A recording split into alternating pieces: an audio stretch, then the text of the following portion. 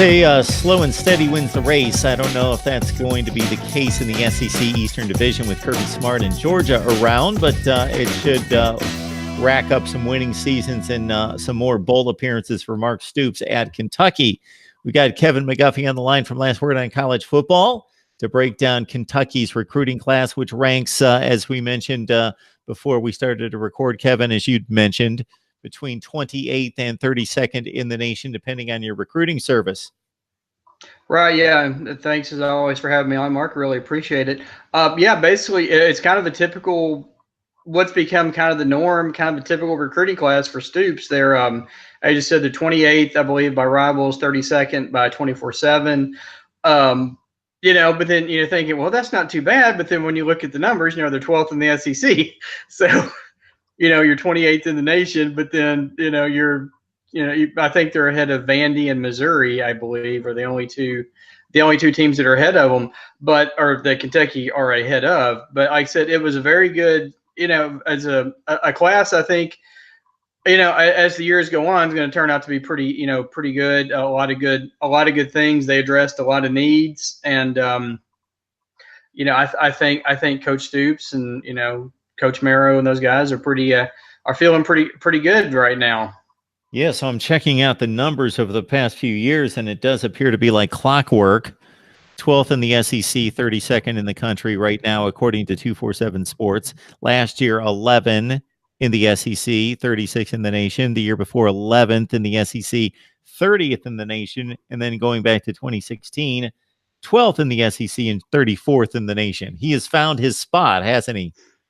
Yeah, no, he really has. And like I said, it's considering the years before, like at the end of the Rich Brooks regime, and then when Joker Phillips was here, you go back and look at those numbers, and they're like in the 60s, 50s to 60s in the recruiting, and and you can tell that difference because they were getting a lot of 1 to 2 star guys. Maybe if you got a 3-star guy, it's like woohoo party, but now it's like the 3-star, the 3-star is kind of the norm, and then you got, I think it's 5 4-star guys, depending, either 5 or 6, depending on which recruiting service you look at, which for Kentucky is great. And one of the points I'm going to be interested in to see is how this year's success transfers on in the future, because we can talk about there's little internet rumors going on around about Jaron Williams, a former Kentucky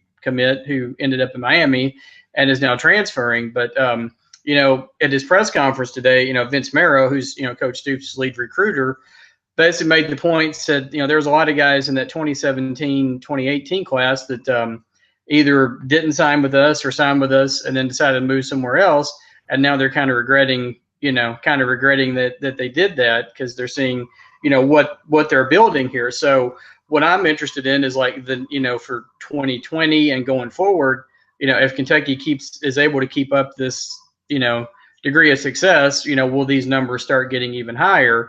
Because right now it's still in the past has been, come here, you can help build something, and now they're kind of like, okay, we've got something going here, come add on to it and make it even better. Yeah, for the teams that you reference, obviously they were struggling to get to bowl games and finally did over the past couple of years. And now we're looking at a team that will finish in the top 10 if they're able to finish off the season with a bowl win against Penn State. And regardless, 9 wins and a top 15 finish is certainly a rarefied air in Lexington. As we look at the class with currently 21 signed from various states, Georgia with 6, Kentucky with 5, Florida with 4, Ohio with 4, and that includes the commitments that have yet to sign.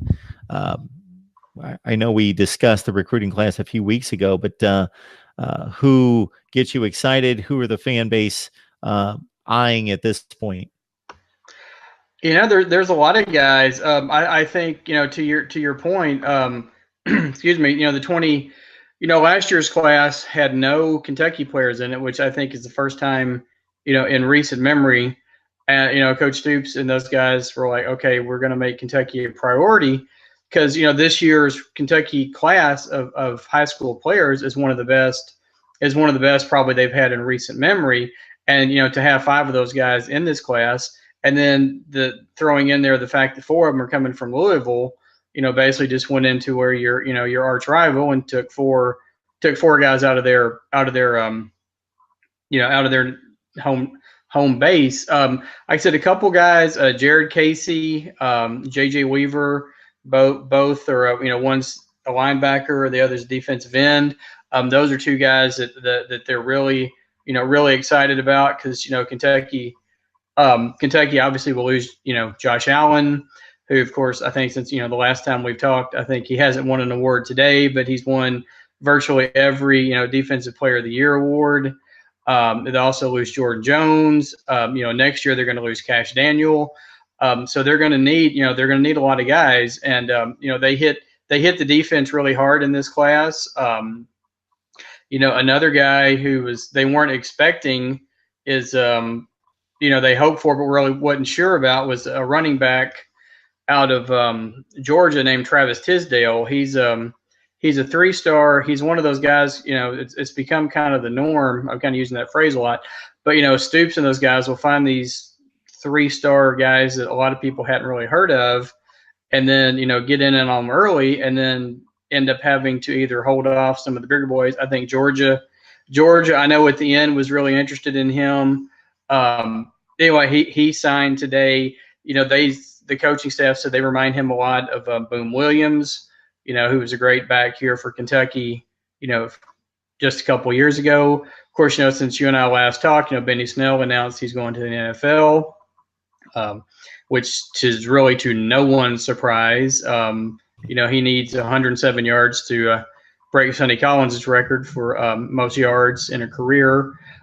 He's a guy they think that could come in and immediately and get some playing time, because with Snell gone, you have AJ Rose, who's still here, and he'll be probably the featured back next year. And then you have Chris Rodriguez and Cavassier Smoke.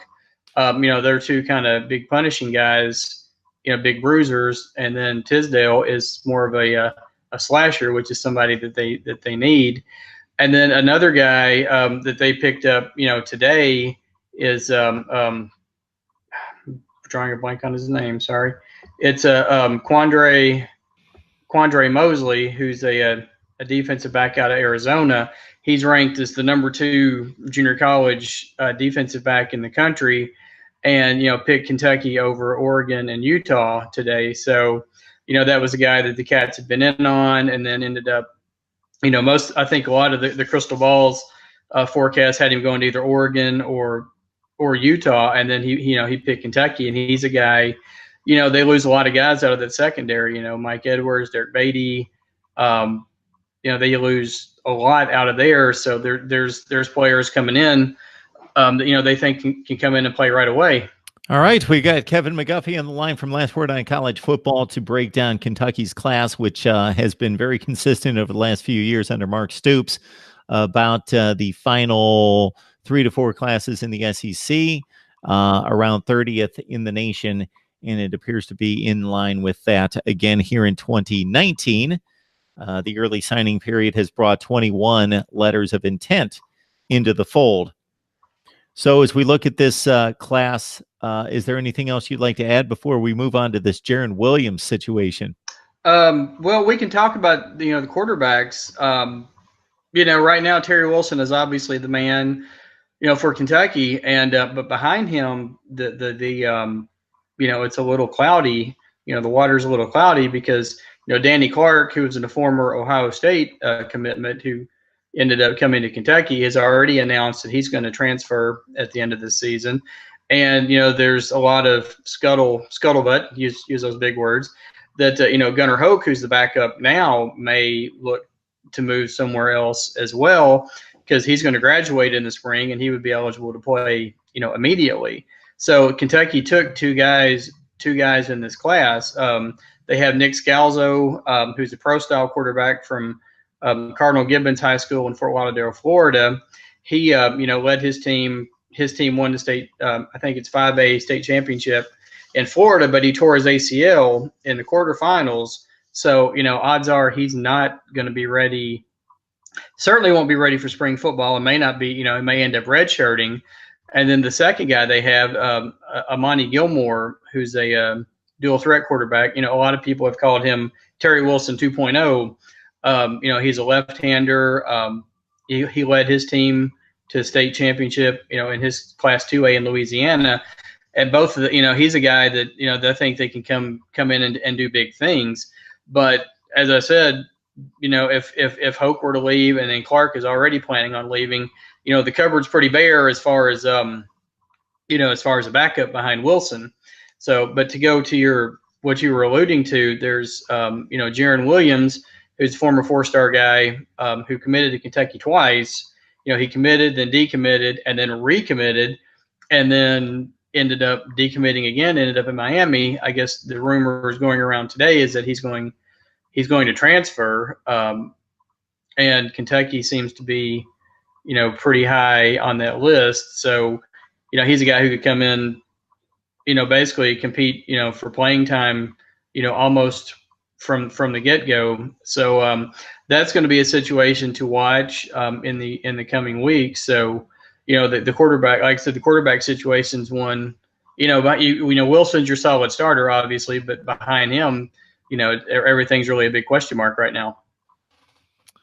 All right, Kevin McGuffey from Last Word on College Football breaking down the Cats with this early National Signing Day taking hold for everyone across the nation, with about 75 to 80% of the players last season signed in December, and the trend continues this year.